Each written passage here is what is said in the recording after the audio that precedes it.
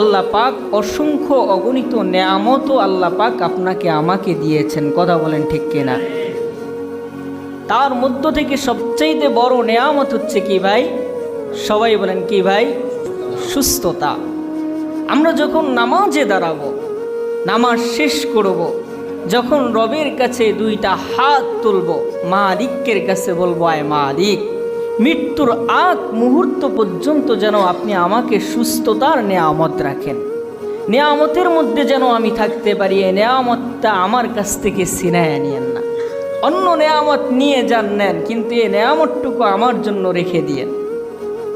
যে অসুস্থ হয় সে বুঝে সুস্থতার মর্মতা, কথা বলেন ঠিক কিনা?